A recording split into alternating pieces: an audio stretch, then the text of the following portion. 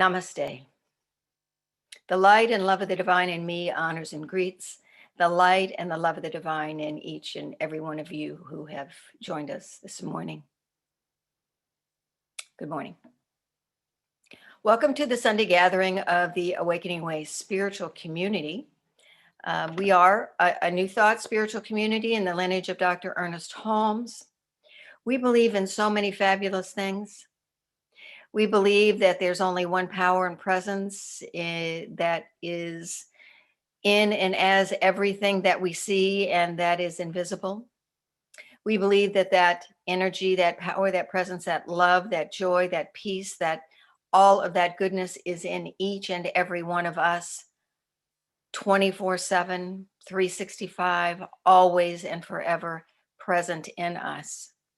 And our role here at the Awakening Way spiritual community is to remind everyone of that truth and to help people find ways to experience that in their daily lives, to find ways to feel that goodness and that presence right where they are, no matter what they are experiencing.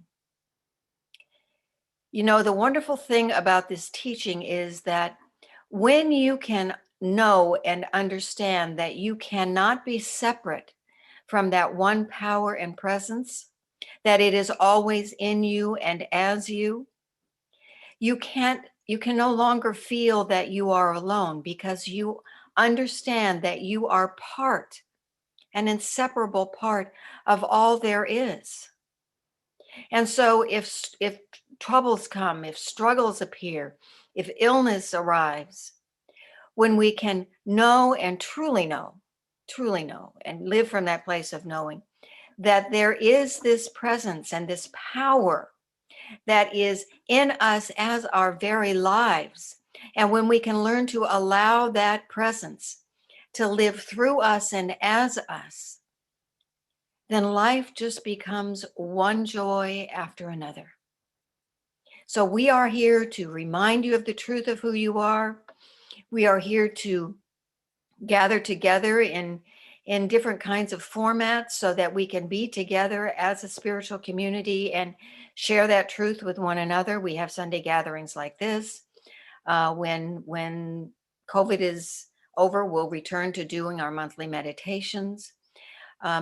We have opportunities for prayer work for people at any time. Our ministers and practitioners are available to chat with people, to help move them through any kind of troubles they may be experiencing, and to remind them spiritually of the truth of who they are so they can get back into alignment and live from that truth.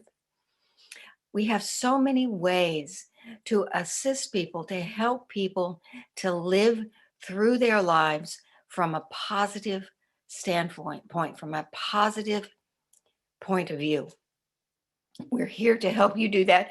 And whatever it is that brought you here this morning, wherever you go when this gathering is finished, for this period of time, for this perfect, precious, amazing moment in time, welcome home. We've been waiting for you. Thank you for being here. We always like to begin the morning with a meditation, just a brief little meditation and prayer. And I like to share words from Dr. Ernest Holmes as kind of a meditation so that we can benefit from his wisdom, from those words that he's written many, many, many words. He was very prolific. And they all just are truly amazing. So if you will, if you're comfortable, just lean back, take a couple of deep breaths, deep, relaxing breaths.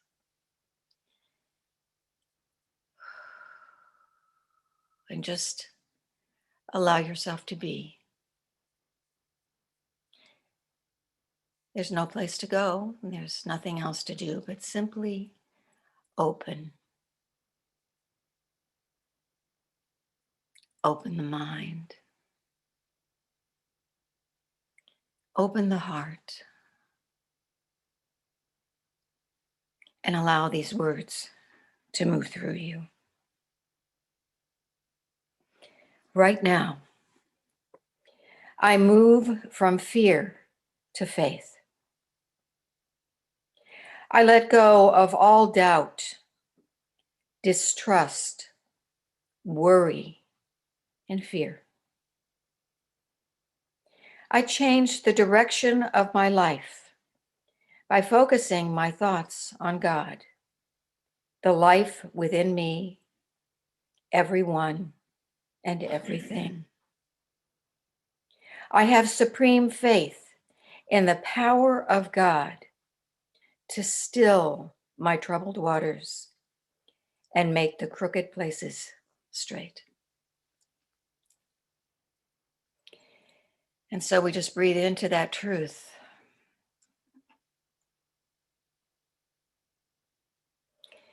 And I know that right here and right now, the presence of the divine,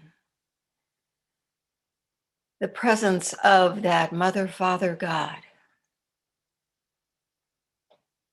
is right here, right where we are. We can feel it. We can feel it all around us. It is this sweet divine energy that presses upon us ever so gently, like soft fingertips.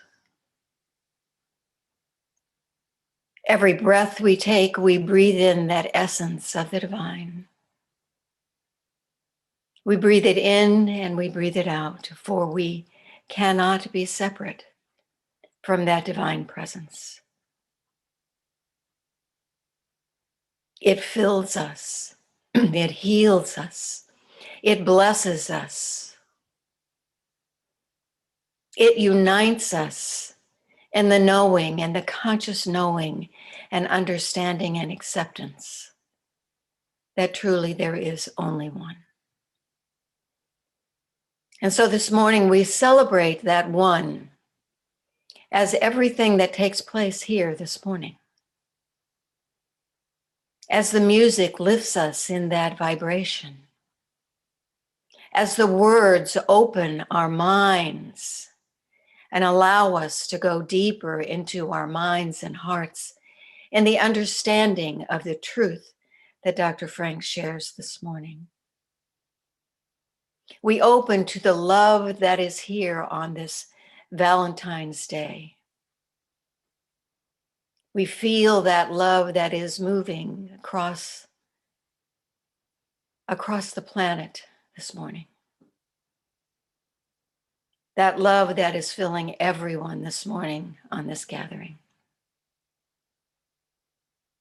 And so I know that this morning is already creating a shift and a change in our minds, for we are ready. And we say yes to the beautiful opportunities that are already on their way this morning.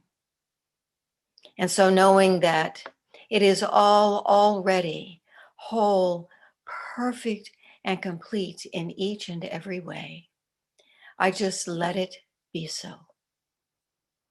And so it is. Amen. Hey, it's us.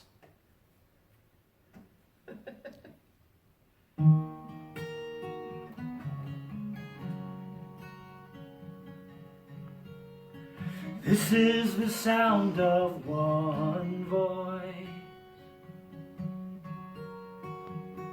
one spirit, one voice, the sound of one who makes a choice. This is the sound of one voice. This is the sound of one voice. This is the sound of voices too. The sound of me singing with you,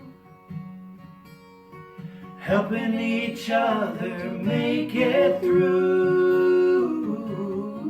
This is the sound of voices too. This is the sound of voices. voices two. This is the sound of voices three, singing together in harmony, surrendering to the mysteries. This is the sound of voices three. This is the sound of voices three. This is the sound of all of us, singing with love and a will to trust. Leave the rest behind, it'll turn to dust. This is the sound of all of us. This is the sound of all of us. Ooh, ooh, ooh, ooh,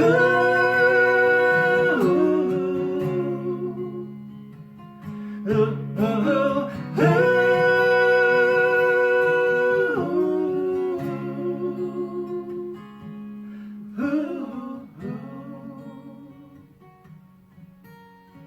This is the sound of one voice, one people, one voice, sung for every one of us. This is the sound of one voice. This is the sound of one voice. This is the sound of one voice.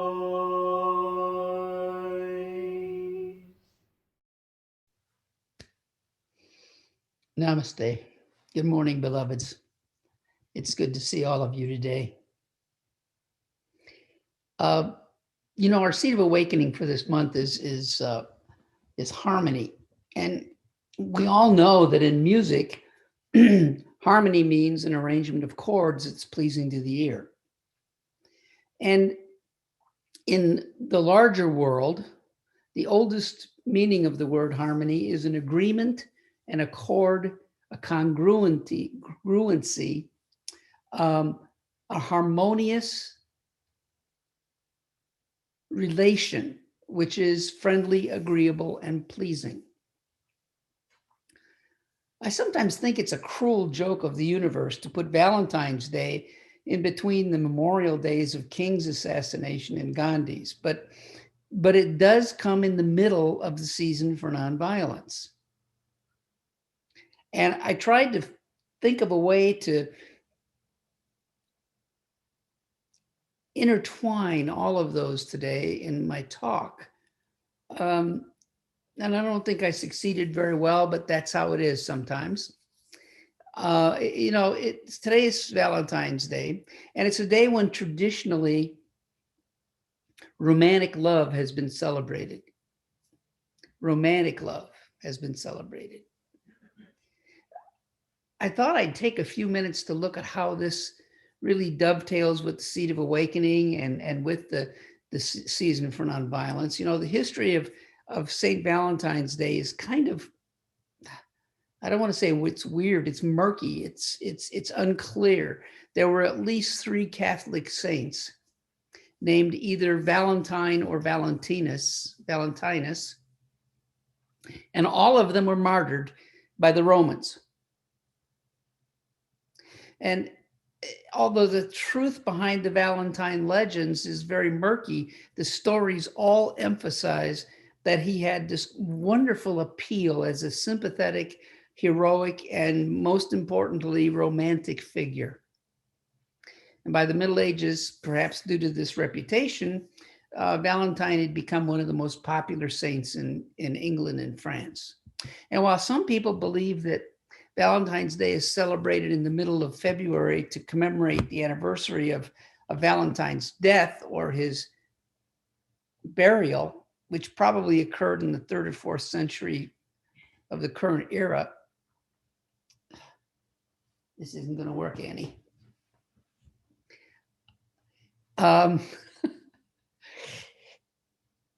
Others claim that the Christian church may have decided to put his Valentine's feast day in the middle of February as an effort to Christianize the pagan festival of Lupercalia. Lupercalia was celebrated at the Ides of February, or between the 13th and 15th of February. And it was a fertility ceremony, a fertility festival dedicated to Faunus, the Roman god of agriculture, as well as to the Roman founders, Romulus and Remus.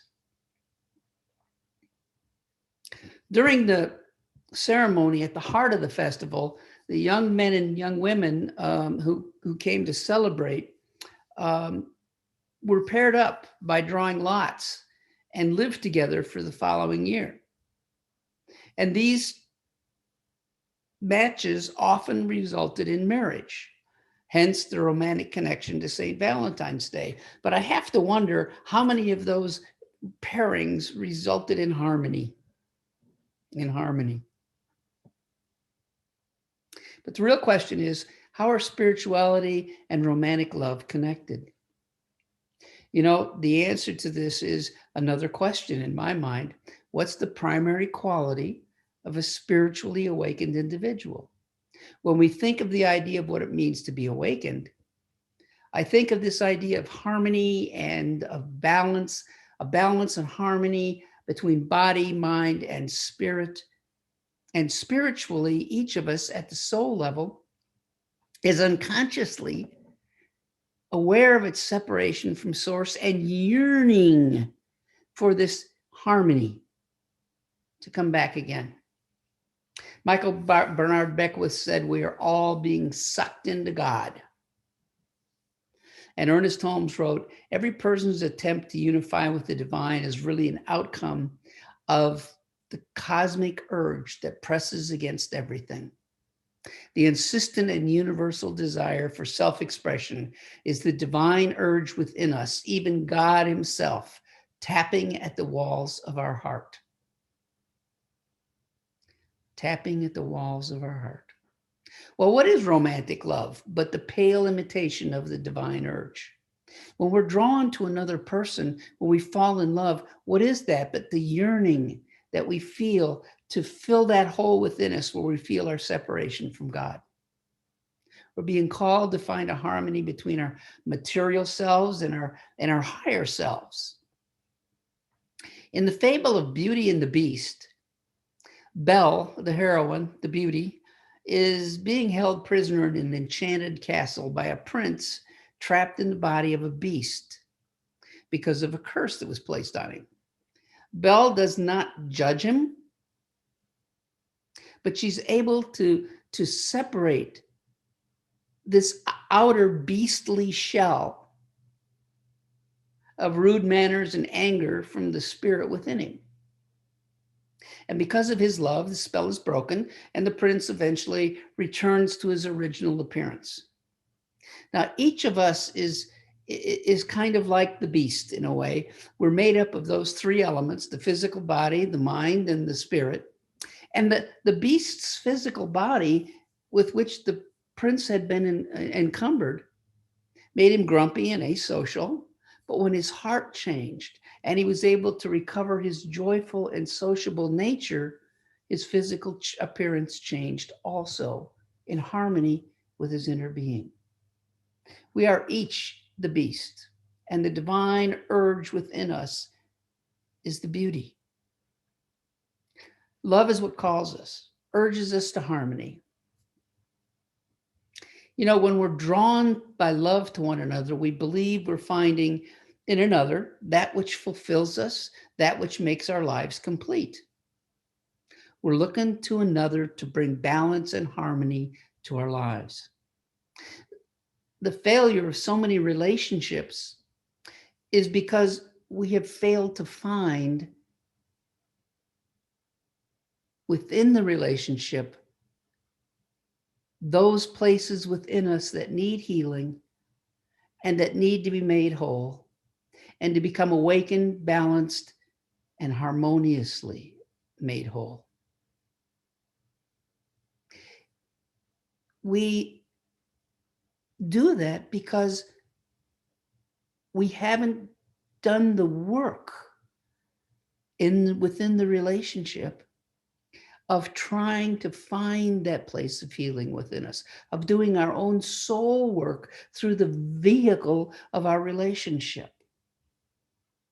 Mahatma Gandhi said, always aim at complete harmony of thought and word and deed. Always aim at purifying your thoughts, and everything will be well.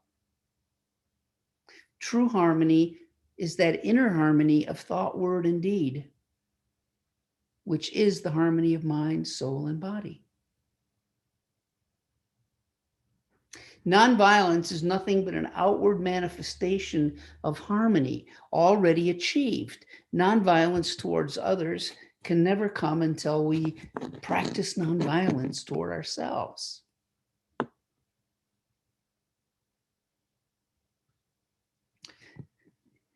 How do I practice nonviolence toward myself? Well, do I have fears and doubts? Is that nonviolence toward myself? Am I thinking negative thoughts? Is that nonviolence toward myself? Do I have lack and limitation in my life? Is that nonviolence toward myself? The answer to all of those is no. Anything we think or feel which limits our unity is violence toward ourselves. So we have this thing within us where we commit violence against ourselves, where we behave toward ourselves in this unloving way. It's about each of us that David says in Psalms 120, my soul has dwelt too long with one who hates peace. I am for peace. I am for peace. But when I speak, they are for war. When we allow ourselves to feel anything negative about ourselves, we're doing violence against ourselves. And in doing violence against ourselves, we are more prone to do violence in the world. And violence isn't always physical. Violence can be emotional. Violence can be with our words. Violence can be with our looks, our glances, our actions. It's all about how our brains, how our minds are working. I've told this story before that when I was a child, if I was angry at my mother, she would frequently say to me, don't look at me in that tone of voice, even though I wasn't saying a word. Those with whom we're in relationship, whether it's intimate relationships or it's the clerk at Vaughn's, we are in a relationship with that person at that moment. And everything about us shouts, whether we are in a state of harmony within ourselves that results in nonviolence, or whether we are in a state of disharmony within ourselves, violence toward ourselves, and violence toward others. Most of us in the Western world lived from our conscious mind, our intellect. And when we think about coming from the heart at all, it's frequently only when we think about this idea of romantic love. Love is a manifestation of spirit so powerful that we ignore it to our regret. Love is the only thing that can bring us to harmony. Practicing love, not romantic love, but true love, real love. The kind of love in which we would never dream of practicing any form of violence against another. Gandhi said, nonviolence, which is a quality of the heart, cannot come by an appeal to the brain. True nonviolence comes from that place of total alignment and total harmony with God within. That can only happen here in the heart. How do we know when it's truly the place of the voice of spirit in our lives? We can't always know. Sometimes we get it wrong, but how much better to err on the side of spirit, on the side of love, instead of on the side of ego. For every act of violence against another comes from violence against ourselves, and every act of violence against ourselves is an act of violence against spirit.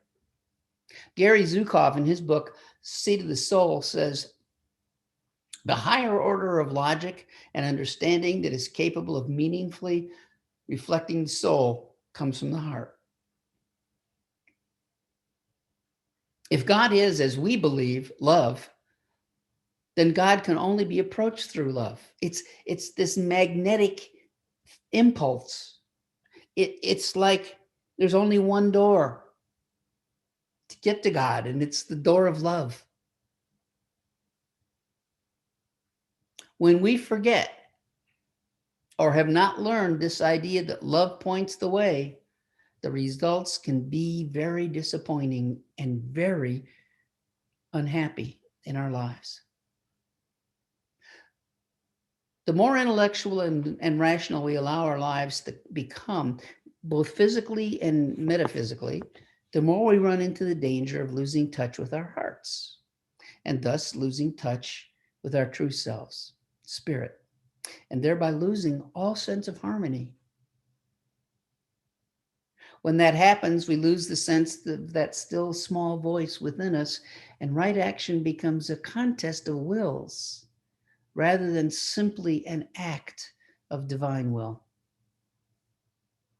Whether we look at our external world or our internal world, the true harmony is that inner harmony of mind, body, and soul that comes only from the heart, through love. Love is not something you do. Love is a way of being, and more than that, it is simply being with another person, however that may be, holding no judgments, having no agendas, no desire to control, no need to prove your love, no intrusion upon their soul work, acceptance of yours. What is that but harmony?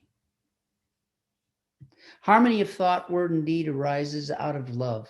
Love always sees beyond the physical and points the way to perfect right action.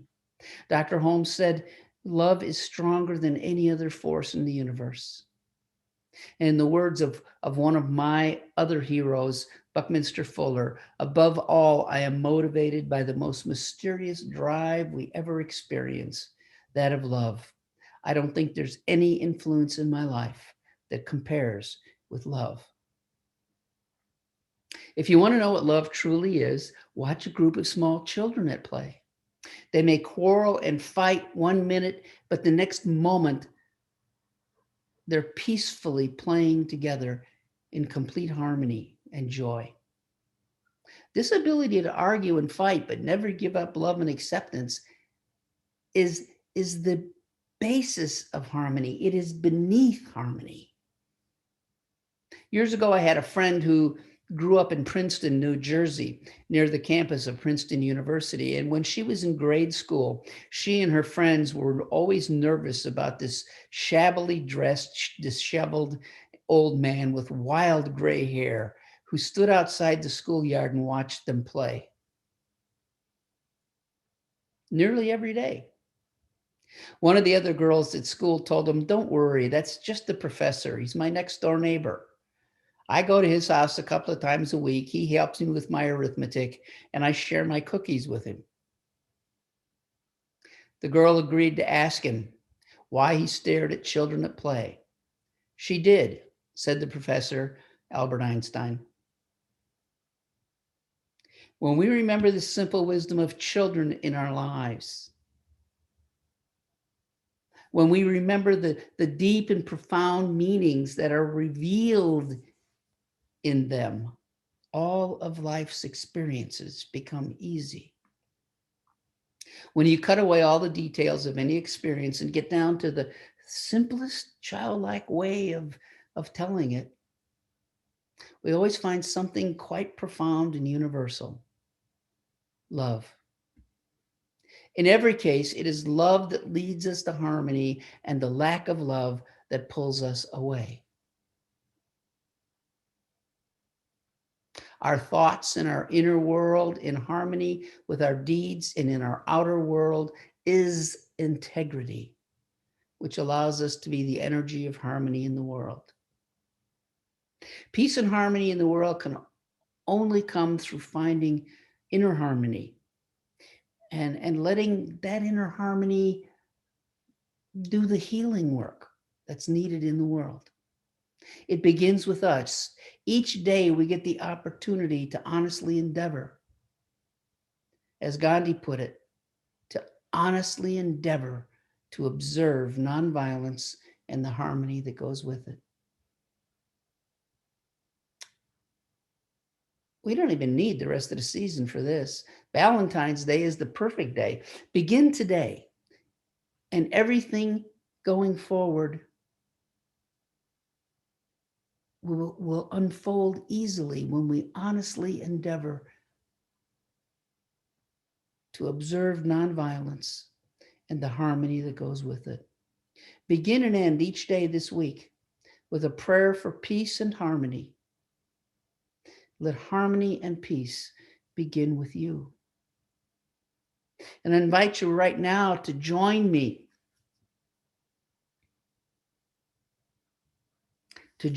in a prayer for peace and harmony within ourselves, within our world, and with everything around us.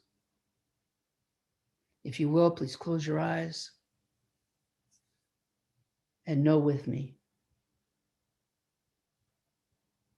I know that there is one divine source of life, one divine source of all creation, that creative urge that is love. And that all sentient beings in the universe live that love in every moment, regardless of what the appearance may be. I know that that's true for me, for I am, I hope, a sentient being. And I know that it's true for every one of us. I know that we are each that love, that creative urge, that divine life expressing through us as love right here and right now. And whenever we express any behavior that does not reflect absolute unconditional love in our lives, it's because we've forgotten who we are. We've forgotten who we are through our own lack of harmony, through our own mistaken beliefs about ourselves and the world, and through all of the experiences of our lives. And that harmony of mind, body, and soul begins and ends in love. And so this day I declare for each of us that we go forth from here today with the prayer of love and harmony always on our lips, with love always in our hearts and our souls. And as we do that, we become the expression of the divine in the world. We become the expression of the divine in our lives. And with that childlike love that allows each of us to be the healer that the world so desperately needs, I know for each of us that we go forth in the world as a blessing. For that, I give thanks. I give thanks for this wonderful healing of harmony and love. I give thanks that we have remembered who and what we are. And knowing that peace and harmony has already prevailed on earth, for that is the divine will, I release and I let go, and I say, and so it is. Amen.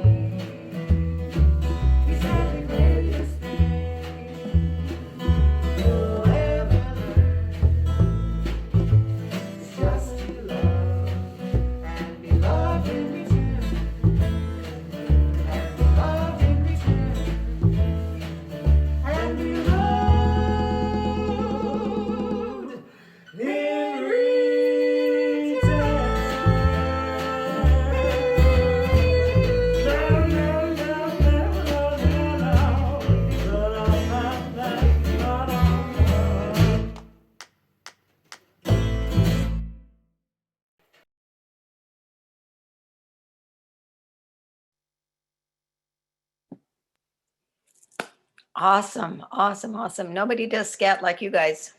Awesome. So great. Thank you, Dr. Frank, for a wonderful reminder of the importance of this day and all it has to offer. We appreciate that so very much. Thank you to our musicians, to Jim Townsend, who is our music director. You know, so many of the songs that we hear on Sundays are written by Jimmy. And in addition to that, he's also responsible for creating those videos and creating, not only recording the musicians, but also the wonderful graphics and amazing things that he does with the video. It's just astounding. So thank you, Jimmy. Thank you to Karen Wilkins and Steve Kendall and Dawn Richenberg for your talent here this morning.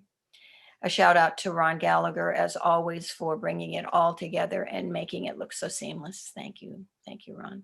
And thank you to all of you for being here this morning and for continuing to support us with your love, with your prayers, and with your financial offerings. You know this is true. We could not be here without you. So thank you so much for continuing to support us in the ways that you do, the many ways that you do. Couple of announcements. One is that next week, Timber Hawkeye will be joining us. I know he's a favorite here, and we love his words of wisdom. They come from a place of deep, deep clarity within him. And I always find myself pondering what he has said for days after he has spoken. So he will be here next week. Dr. Jan Lindbergh Morgan will be joining us the week after. So 2 weeks in a row of really wonderful guest speakers. Also, I would like to let you know that next week, after Timber finishes speaking, at the end of our gathering will be our annual meeting. This is, don't want to get too technical, but these meetings are required by law. We are required to have an annual meeting with the community once a year. And at these meetings, we just share what's gone on during the year. We share with you our finances, what's happening with our finances. We share with you where we've been and where we're going in terms of future planning. We try as hard as we possibly can to keep these meetings as short and as sweet as we possibly can. It's an opportunity for you to see who the board is. You know, our board of trustees meets every month, and they are the guiding force behind what happens here at Awakening Ways. They make all kinds of decisions for us, and it is a wonderful, cohesive group. So I invite you to join us after Timber's talk next week for our annual meeting. Just hang out, and the board will just be sharing with you what's what, and you can see what's happening here as where your donations are going and what's happening. So we hope you join us. Also, a reminder, as always, every week, we remind you about prayers. We are a community that believes in the power of prayer, and we believe in the power of prayer because we know it works, and we've seen it work so many times in the lives of people who have issues in their lives. And so if you have something that's up for you and you need us to hold you in prayer, please just send us an email. Put on your subject line that this is a prayer request. Let us know what you would like prayer for, and we will hold you in prayer for the week. And if you find that you need additional prayer support, then please feel free to send us another email the following week, and we will continue to hold you in prayer. Also, a reminder that you can request prayers for others. We just ask that you ask for their permission before you do that, just so those channels remain open, both for the person who is praying and the person who is being prayed for. So we are a divine and wonderful spiritual community. We are here for you in whatever way that you feel that we can support you or love you or pray for you. We're grateful to you and for you. And so if you will, I'm just going to do a brief benediction. Frank has filled us up with the truth of love. And so I invite you to just allow your eyes to close softly once more and take a deep breath and feel all the goodness that you have received this morning. And so we know that we have been blessed in so very many ways. And those blessings even now are moving within us, in our minds and our hearts and our very beings. And we know that we take these blessings consciously out into the world, into our interactions, into our relationships, into nature itself.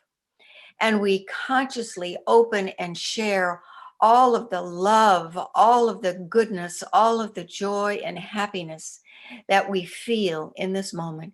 We share it out in the world, and we move through our week and all our days and hours and minutes, consciously aware of the love that is in us as us, always, ever present, here and now. Knowing this is the truth, I give thanks. I celebrate and I let it be. And so it is. Amen.